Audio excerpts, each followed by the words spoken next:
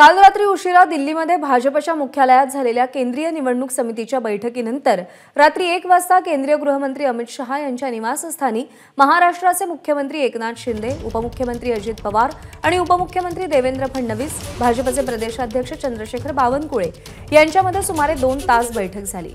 या बैठकीमध्ये 4 ते 6 जागा राष्ट्रवादी काँग्रेसला, 12 ते 15 जागा शिवसेना एकनाथ शिंदेंना, जर महाराष्ट्र नवनिर्माण सेना महायुतीमध्ये सहभागी झाली तर त्यांना 1 जागा आणि उर्वरित 28 ते 32 जागांवर भारतीय जनता पक्ष स्वतःचे उमेदवार उतरवणार या फॉर्म्युलावर निर्णय झाल्याची माहिती मिळते। सोमेश कोलगे आपले प्रतिनिधी सध्या आपल्या सोबत आहेत। सोमेश, जागा वाटपाच्या फॉर्म्युला संदर्भात काल दिवसभरामध्ये दिल्लीमध्ये नेमक्या काय घडामोडी घडल्या, कोणता फॉर्म्युला आता उदयाला आलाय?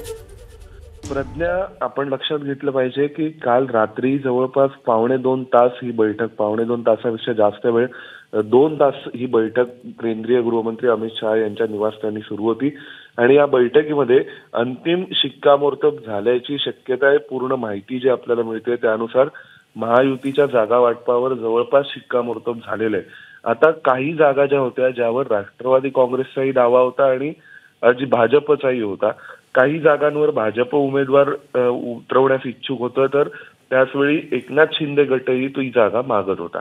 आता अशा परिस्थितीमध्ये जो एक पेचप्रसंग निर्माण झाला होता, त्यामुळे जवळपास उर्वरित सगळ्या 28 जागांचं घोडं अडलं होतं।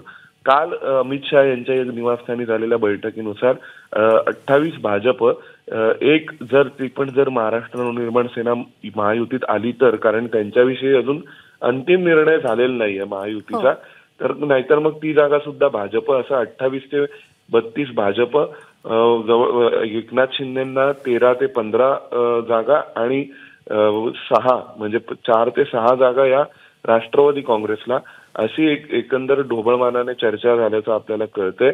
आणि त्यानंतर मग या ठिकाणी ज्या मुख्य आता प्रश्न होता की कोणत्या जागेवर कोण लढणार, तर त्याबाबतचा निर्णय सुद्धा आजच्या दिवसभरामध्ये होईल। म्हणजे कालच्या बैठकीमध्ये त्याबाबतही अंतिम शिक्कामोर्तब झाल्याची माहिती मिळते। प्रज्ञा, सोमेश, या अपडेटसाठी धन्यवाद, पण विनंती की सोबत राहा, कारण आणखी काही बातम्यांचे अपडेट जाणून घ्यायचे। एबीपी माझा, उघडा डोळे बघा नीट।